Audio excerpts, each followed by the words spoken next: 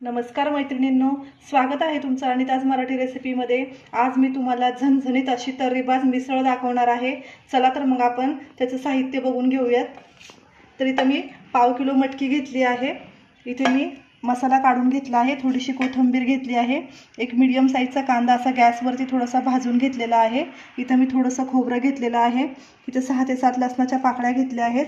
इथे मी अर्धा इंच आलं घेतलेलं आहे आणि हा माझा घरगुती मसाला आहे, तो 1.5 चमचा मी घेतलेला आहे। तर आता आपण इथे एक मीडियम साईजचा कांदा मी कट करून घेतला आहे। इथे फ्रेश मी कढीपत्त्याची पानं घेतली आहेत।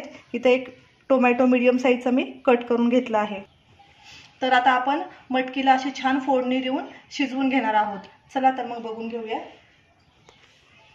इथे मी मीडियम गॅसवरती पातेलं गरम करायला ठेवलं होतं, त्याच्यामध्ये मी थोडंसं तेल टाकून घेते। तर इथे मी थोडीशी मोहरी टाकून घेणार आहे फोडणीला। त्याच्यामध्ये आपल्याला कढीपत्त्याची पानं टाकायची आहे। मोहरी छान तडतडली आहे आपली आणि हा अर्धा कांदा आपण याच्यामध्ये टाकून घेणार आहोत आणि अर्धा तसंच ठेवणार आहोत।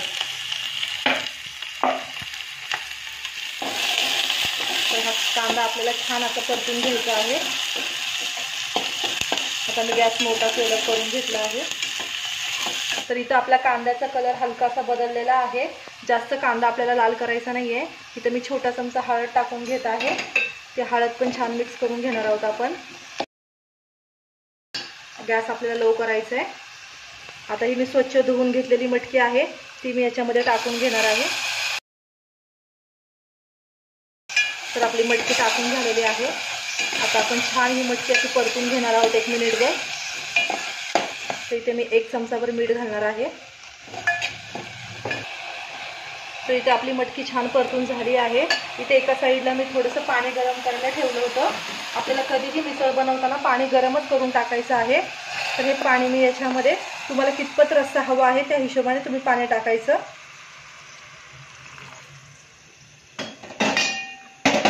आता हे पाणी मी मटकीत ओतून घेतलेलं आहे। आता आपल्याला एक 10 मिनिटं झाकण ठेवून मटकी छान शिजवून घ्यायची आहे। आता आपली मटकी शिजते, तोपर्यंत आपण मसाला वाटून घेणार आहोत। तर इथे कांदा टाकून घेतलाय, हे खोबरं पण टाकून घेणार आहे मी,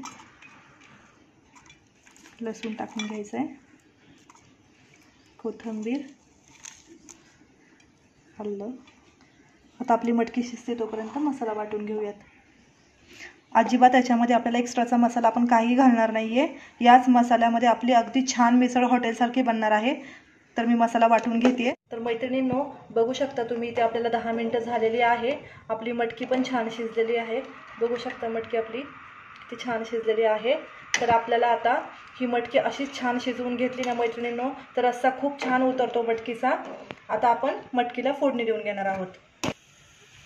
तर मैत्रिणींनो, चला तर आपण आता मटकीला फोडणी देऊन घेऊया। मी इथे एका पातेल्यामध्ये तेल ओतून घेते। आपली मिसळ असल्यामुळे आपल्याला थोडं तेल जरा जास्त लागणार आहे। तर आपलं तेल गरम होऊ देत। तर आपलं तेल गरम झालेलं आहे। हा अर्धा कांदा आपण कापून ठेवलेला होता, तो आता आपण टाकून घेणार आहोत।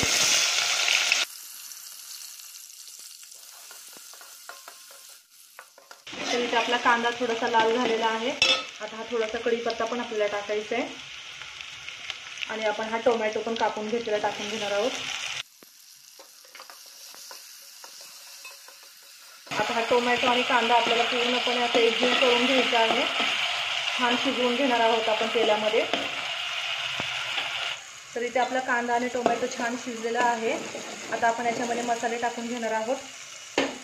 तर मी इथे माझा घरगुती मसाला होता, तो टाकून घेते। काश्मीरी मिरची पावडर होती ती 1 चम्मच आणि थोडीशी वरती टाकून घेते। आणि हा जो मसाला आपण मिक्सरमध्ये वाटलेला होता, तो पण मी टाकून घेते। तर आता आपण हे सगळे मसाले छान परतून घेणार आहोत। थोडंसं 1 चम्मच मी धने पावडर टाकून घेते। आधी थोडी हळद घालायची आहे, कारण मटकी शिजवताना आपण हळद घातली होती।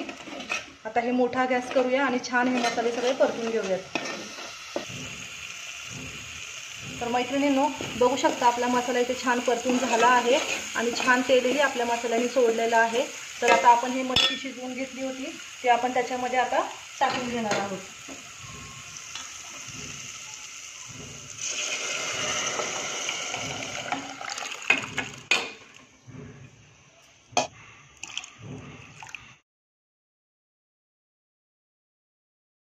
तर मैत्रिणींनो, अगोदर मी 1 चमचा मीठ मटकी शिजवताना टाकलं होतं. आता मी अजून एक अर्धा चमचा मीठ थोडंसं टाकणार आहे. तर तुम्ही तुमच्या अंदाजानुसार मीठ कमी जास्त करू शकता. तर बघा किती छान आपल्या मटकीला तरी आलेली आहे.